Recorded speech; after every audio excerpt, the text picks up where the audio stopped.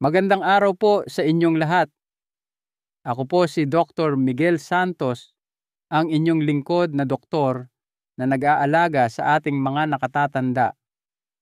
Sa aking maraming taon ng pagseserbisyo, may isang katotohanang marahil ay ikagugulat ninyo at hindi madalas marinig matapos masuring may diabetes. Ang ilan sa mga pinakamatatamis na prutas na madalas isabihing iwasan ay maaaring makatulong na mapababa ang inyong blood sugar. Opo, tama po ang inyong narinig. Ang mga prutas na ibinilin sa inyong iwasan tulad ng strawberries, ubas o kahit mangga ay maaaring hindi pala kalaban. Sa katunayan, kapag kinain sa tamang paraan, ang ilan sa mga likas na matatamis na pagkaing ito ay maaaring sumuporta sa mas mahusay na blood sugar, magpakalma ng pamamaga at magbalik ng sigla na akala ninyo'y tuluyan ng nawala. Sa loob ng maraming dekada, sinabihan tayo na ang asukal ay asukal saan man ito magmula. Ngunit hindi iyon ang buong katotohanan. At nakalulungkot ang takot na iyon ang nagpigil sa maraming nakatatanda na tamasahin ang isa sa mga pinakamagagandang handog ng kalikasan. Kaya sa araw na ito, dahan-dahan nating aalamin ang katotohanan. Matutuklasan ninyo ang 5 matatamis at masasarap na prutas na nakakagulat na mabisang kaalyado para sa mga senior na may diabetes. At saka, ang isang uri ng prutas na dapat ninyong halos palaging iwasan pagkatapos ng edad 60 ay ibubunyag sa pinakahuling bahagi. Magsimula tayo sa isang paborito tuwing tag-init na higit pa sa isang masarap na pagkain. Ito ay isang tunay na pampalakas ng kalusugan para sa inyong puso, kasu-kasuan at blood sugar. Isipin ninyo ang huling beses na kumain kayo ng isang mangkok ng sariwang strawberries. Marahil ito ay sa isang mainit na hapon ng tag-araw. Marahil ipinaalala nito sa inyo ang mga salo-salo ng pamilya o isang simpleng panghimagas na ibinahagi sa isang mahal sa buhay.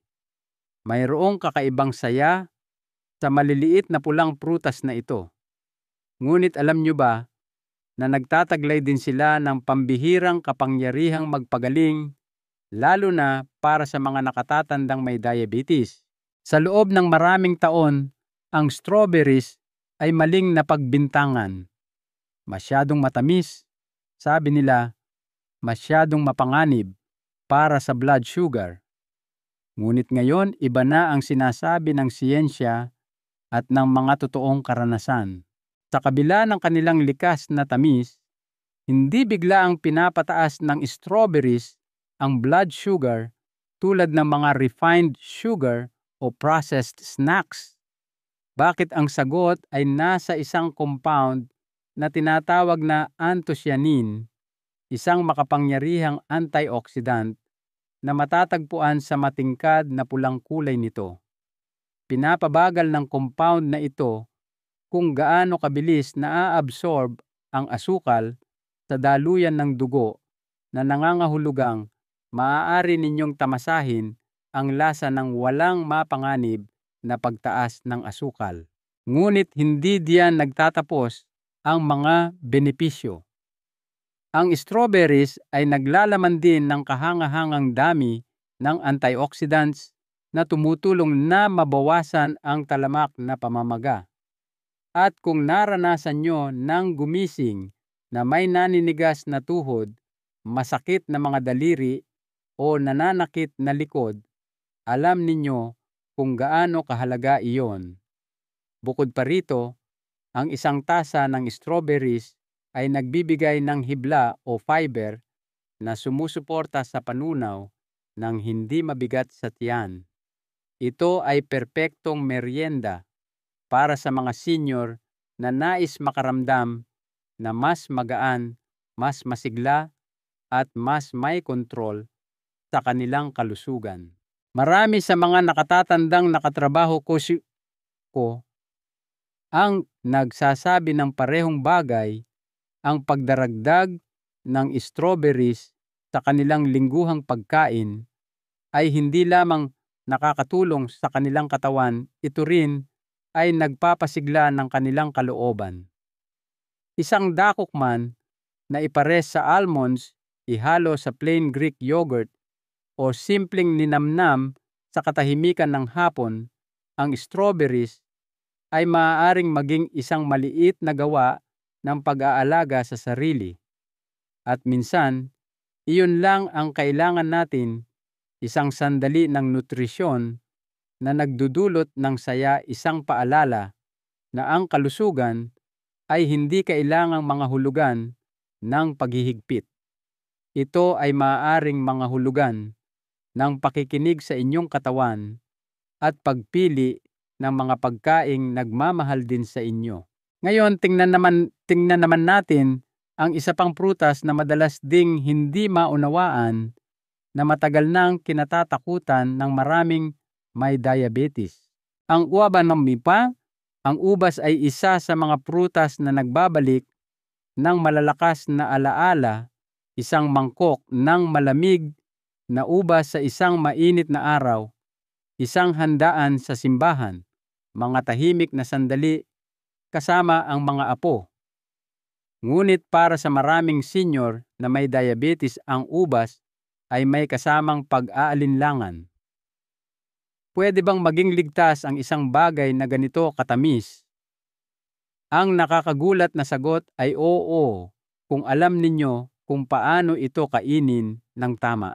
Ang nagpap-espesyal sa ubas ay hindi lamang ang lasa nito, kundi isang pambihirang sangkap mula sa halaman na tinatawag na resveratrol na matatagpuan sa balat nito. Ang resveratrol ay pinag-aralan dahil sa kakayahan nitong pabutihin ang insulin sensitivity na tumutulong sa katawan na gamitin ang asukal ng mas mahusay.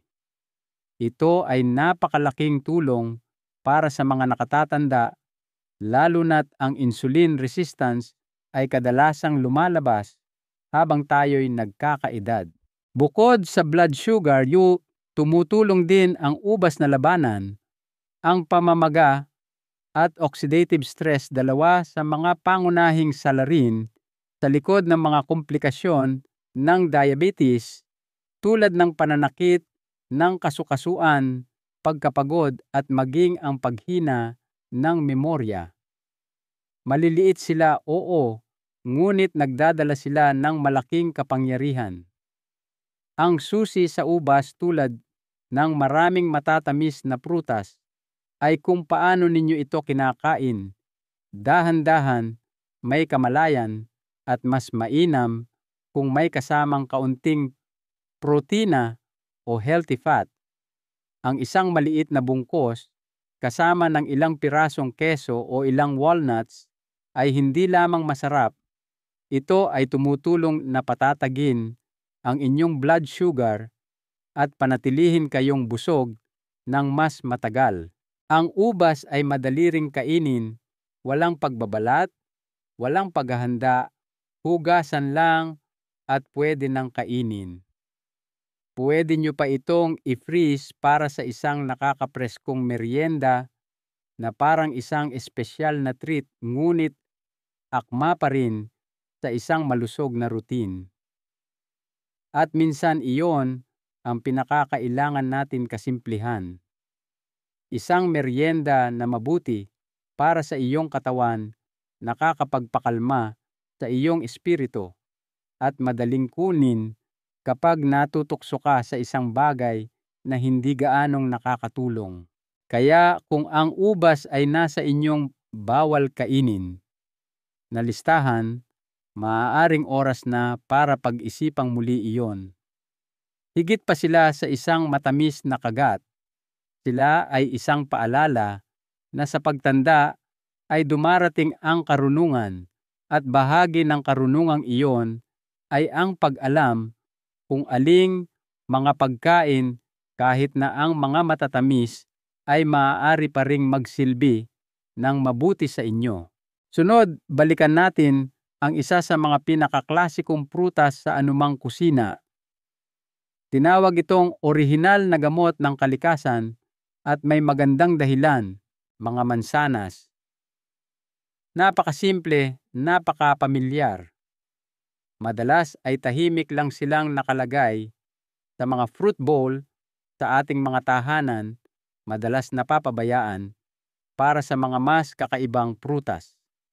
Ngunit ang simpleng prutas na ito ay maaaring isa sa mga pinakamakapangyarihang kaalyado na maaaring magkaroon ang isang senior, lalo na sa pamamahala ng blood sugar, kalusugan ng puso at panunaw. Malamang narinig nyo na ang kasabihang "an apple a day keeps the doctor away." Mukha itong simple marahil ay makaluma pa, ngunit para sa mga nakatatandang dumadaan sa mga pagbabago ng blood sugar at pamamaga, ang kasabihang iyon ay mas totoo kaysa dati. Ang mansanas ay naglalaman ng natural na asukal, oo, ngunit ang hindi alam ng marami ay ang karamihan sa asukal na iyon ay binabalanse ng isang mayamang pinagkukunan ng soluble fiber, lalo na ang isang uri na tinatawag na pectin. Ang fiber na ito ay gumagana sa likod ng mga eksena, pinapabagal kung gaano kabilis pumapasok ang asukal sa inyong daluyan ng dugo. Nangangahulugan iyon ng isang matatag at banayad na pagtaas ng blood sugar sa halip na ang pabago-bagong level na nagiiwan sa inyong pagod, nahihilo o gutom na naman agad. Ngunit higit pa sa suporta sa blood sugar ang ibinibigay ng mansanas. Ang fiber nito ay tumutulong din na mapanatiling maayos ang panunaw, isang bagay na pinoproblema ng marami sa atin habang tayo ay nagkakaedad. Sa halip na umasa sa matapang na mga pampurga o hindi komportabling mga remedyo, ang isang simpleng mansanas ay maaaring kumilos na parang isang banayad na walis para sa inyong bituka. Higit pa rito, ang mga mansanas ay nag-aalok ng emosyonal na kaginhawahan. Ang unang malutong na kagat ay nagbabalik ng mga alaala, mga baon sa eskwela, mga ani, sa taglagas ang amoy ng mainit na apple pie sa kusina ng isang mahal sa buhay. Ang mga ito ay higit pa sa merienda. Sila ay maliliit na piraso ng ating kasaysayan. Maraming mga senior ang nasisiyahang kumain ng hiniwang mansanas na may kaunting almond butter o ilang piraso ng keso. Ang iba naman ay gusto itong bake na may cinnamon. Anuman ang paraan ng pagkain ninyo nito, ang mansanas ay isang paraan ng pagpapakita ng respeto sa inyong katawan, pagpapakain dito ng isang bagay na pamilyar, nag-aaruga at tama lang. At heto ang kagandahan nito, hindi ninyo kailangang isuko ang tamis para protektahan ang inyong kalusugan. Kailangan nyo lang pumili ng matalino at ginagawang madali ng mansanas ang pagpiling iyon. Pero ngayon, maglakbay tayo sa isang lugar na medyo tropikal, isang prutas na kinatatakutan ng marami, ngunit maaaring sorpresahin kayo sa kung ano ang maiaalok nito kapag hinaharap ng may pag-iingat. Ang salitang mangga pa lang ay nakakatakam na. Nagdadala ito ng mga imahe ng sikat ng araw, simoy ng hangin at matamis na kasiyahan. Ngunit para sa maraming senior na may diabetes, matagal nang itinuring na bawal ang mangga, masyadong matamis, masyadong mapanganib, masyadong nakakatukso. Subalit ang takot na iyon ay maaaring humahadlang sa inyo mula sa isa sa mga pinakamakapangyarihan at nakapagpapasiglang prutas ng kalikasan. Heto ang hindi alam ng karamihan: ang mga mangga, sa kabila ng kanilang yaman sa tamis, ay talagang balanse kapag kinakain ng may moderasyon. Oo, naglalaman sila ng asukal, ngunit nag-aalok din sila ng fiber na nagpapabagal sa pagsipsip ng asukal na iyon at pumipigil sa matatalim na pagtaas ng blood sugar na nagiiwan sa inyong pagod. Mas kahanga-hanga pa hanga pa, ang mga mangga ay puno ng mahahalagang sustansya na sumusuporta sa inyong tumatandang katawan. Ang vitamin C ay tumutulong na palakasin ang resistensya na lalong nagiging mahalaga habang tayo ay nagkakaedad.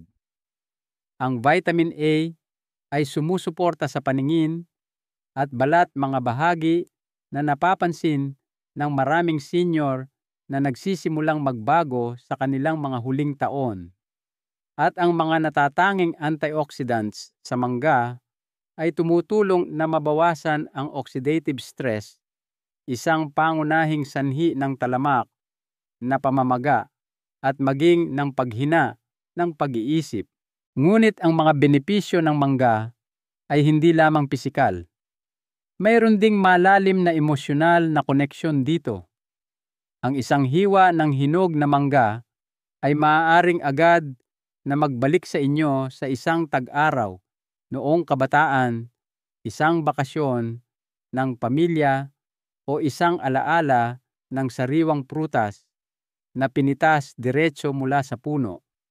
Ang pagkain ng mangga ay maaaring maging parang isang munting pagtakas, isang sandali ng tamis na parehong masaya at nakapagpapakalma.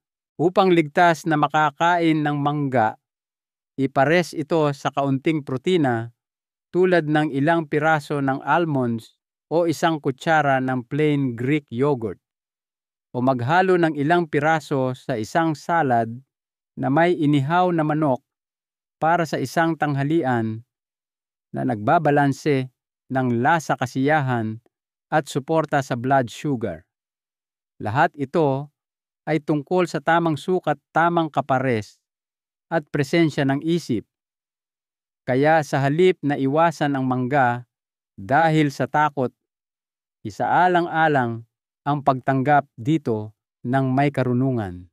At kung pag-uusapan natin ang saya, mayroon pang isang klasikong prutas na dapat nating tuklasin bago natin pag-usapan kung aling mga prutas ang maaaring kumakalaban sa inyo nang hindi ninyo namamalayan.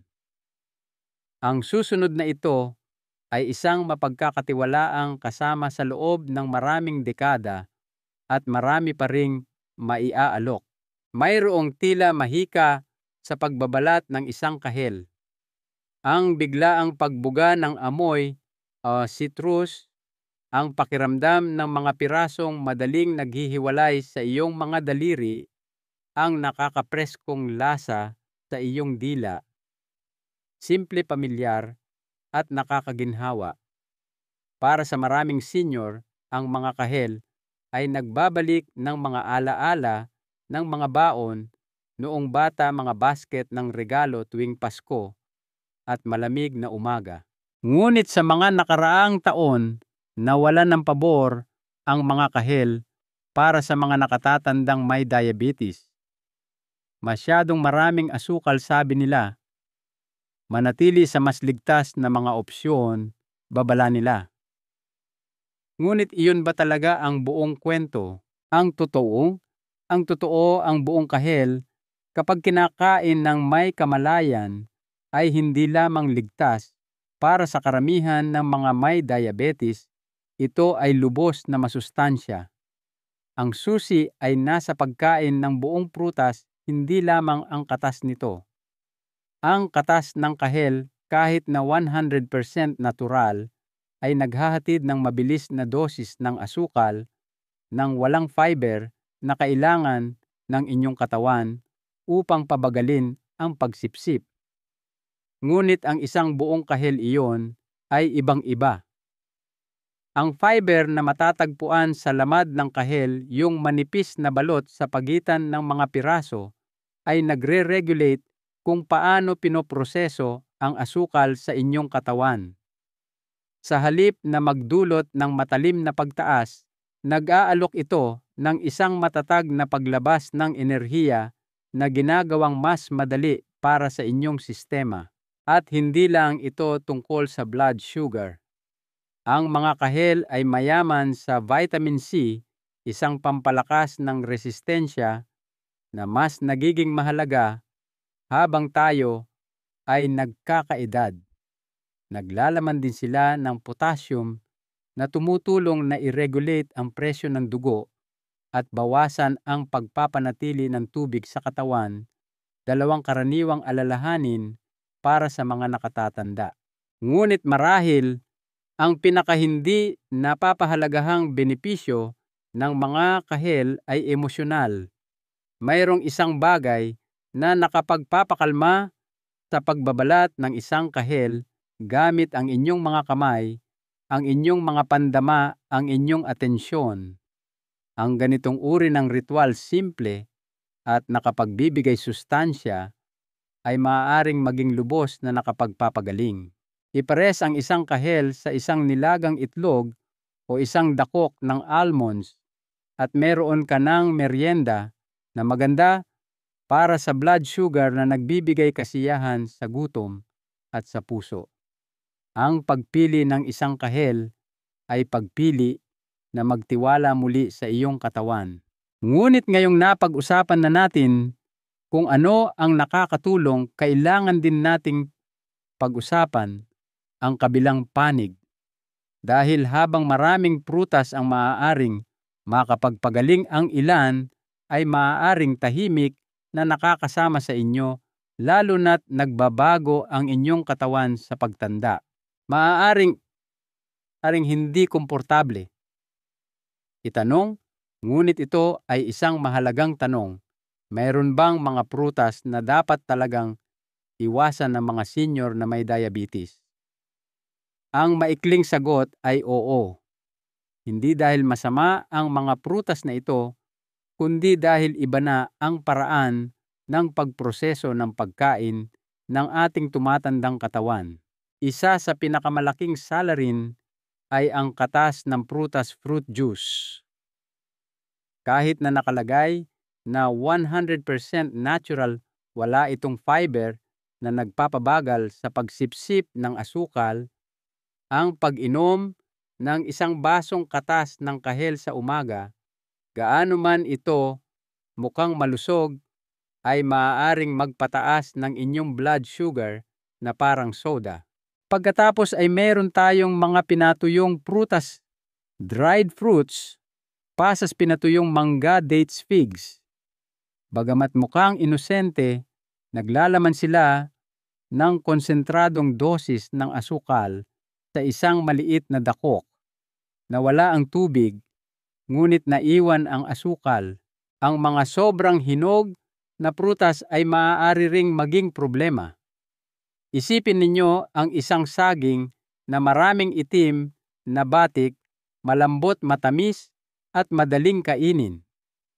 Ngunit habang humihinog ang prutas, ang natural na starches nito ay nagiging asukal na nagpapataas ng glycemic impact.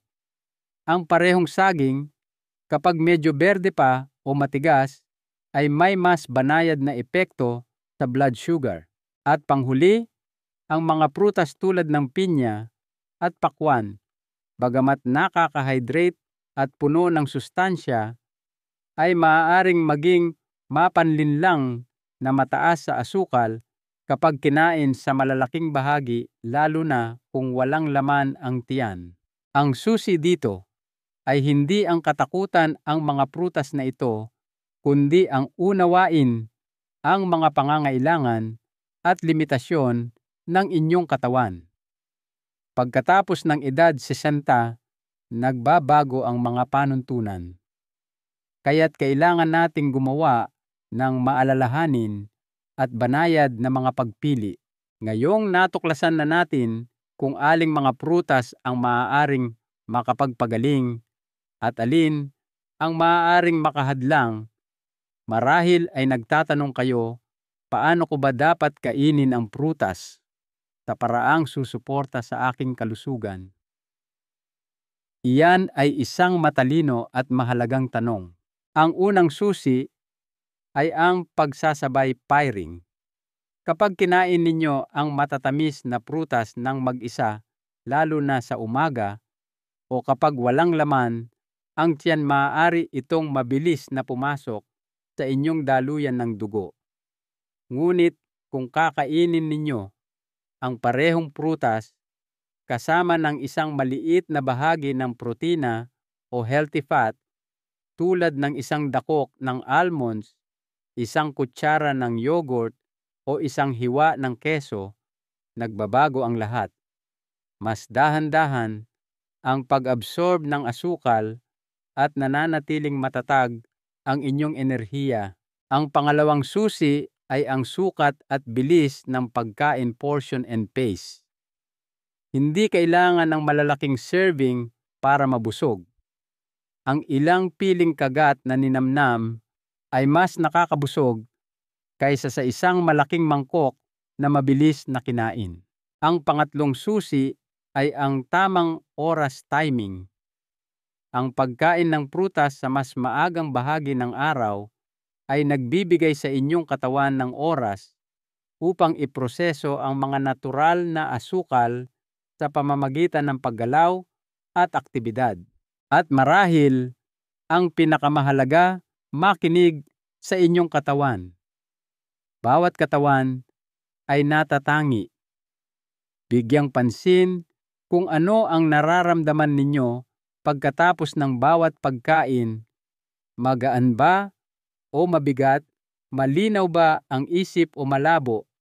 Ang maliliit na senyas na ito ay paraan ng paggabay sa inyo ng inyong katawan.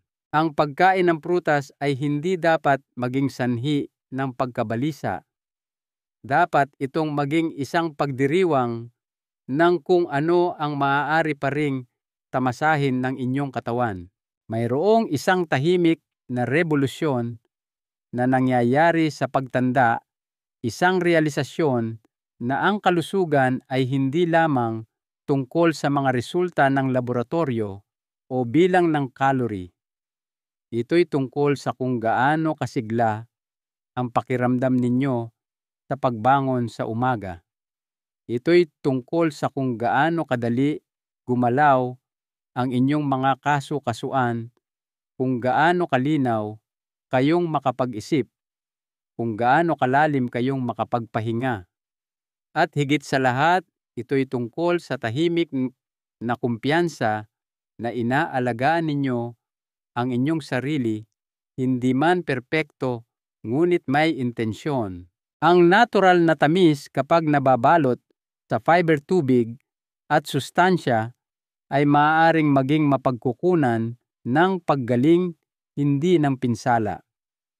Ang mga prutas tulad ng strawberries, ubas, mansanas, mangga at kahel ay higit pa sa mga pagpipilian sa palengke. Sila ay mga paalala kung paano maaaring magbigay ginhawa, magkonekta at mag-alaga ang pagkain. Huwag na ninyong parusahan ang inyong sarili sa bawat kagat. Sa halip, simulan ninyong alagaan ang inyong sarili ng may pag-iingat. Hindi ito nangangailangan ng isang malaking pagbabago. Minsan, ang pinakamakabuluhang pagbabago ay nagmumula sa maliliit na gawa, isang sariwang mansanas. Sa halip na isang nakapaketeng merienda, isang mangkok ng frozen na ubas sa halip na ice cream, isang salad na may mangga na ibinahagi sa isang mahal sa buhay. Kung ang araw na ito ay nagmamarka ng simula ng isang bagong kabanata para sa inyo, hayaan itong maging isang kabanata ng balanse, kasimplihan, at pagkahabag sa sarili. Hayaan itong maging isang kabanata kung saan ang pagkain ay muling nagiging kaibigan. Ang mahalagang aral Narito ang lahat sa isang bagay na maaari ninyong gawin, hindi bukas, hindi sa susunod na buwan, kundi ngayon. Ang pamumuhay ng maayos na may diabetes o simpleng pagtanda ng may lakas at grasya ay hindi nangangailangan ng isang himala. Nagsisimula ito sa isang maalalahaning pagpili, pagkatapos ay isa pa at isa pa. At ang maliliit na pagpiling iyon na dahan-dahang inuulit araw-araw ang nagtatayo ng pundasyon ng pangmatagalang kalusugan. Kaya saan kayo magsisimula? Magsimula sa pagpili ng isang prutas na tumatawag sa inyo. Piliin ito hindi ng may takot, kundi ng may pag-usisa. Hayaan itong maging isang maliit na gawa ng kabaitan sa inyong sarili. Pagkatapos ay bigyang pansin hindi ang mga calorie o numero, kundi kung ano ang inyong nararamdaman. Hindi pa po huli ang lahat. Ang katawan ay maaaring tumanda, ngunit hindi ito kailanman tumitigil sa pagtugon sa pag-aalaga. Bawat piraso ng masustansyang pagkain na ibinibigay ninyo dito ay mahalaga. Hayaan ninyong maging paanyaya ito, hindi para magdieta, hindi para magkait, kundi para muling kumonekta sa inyong pagkain sa inyong katawan at sa pag-asa na hindi pa huli ang lahat para bumuti ang pakiramdam mamuhay ng mas magaan at makahanap ng kagalakan kahit sa mga pinakasimpleng bagay tulad ng isang piraso ng sariwang prutas sa isang tahimik na umaga. Ang inyong partisipasyon, kung ang mensaheng ito ay tumatak sa inyo, kung may bumulong sa inyong puso na, oo, ito ang kailangan kong marinig. Inaanyayahan ko kayong ibahagi ito, hindi lamang sa pag-click ng isang button, kundi sa pamumuhay nito. Ano po ang masasabi ninyo rito? May paborito ba kayong prutas na natatakot kayong kainin dati? Ibahagi po ninyo ang inyong mga saloobin sa comment section sa ibaba. Huwag din po ninyong kalimutang mag-subscribe sa ating channel at i-share ang video na ito sa inyong mga kaibigan at kapamilya na maaaring makinabang dito. Ang inyong kwento at kalusugan ay mahalaga. Maraming salamat po sa inyong oras. Hanggang sa muli, manatiling mabait sa inyong katawan, manatiling mausisa, at manatiling puno ng pag-asa. Karapat-dapat po kayo sa lahat ng iyan.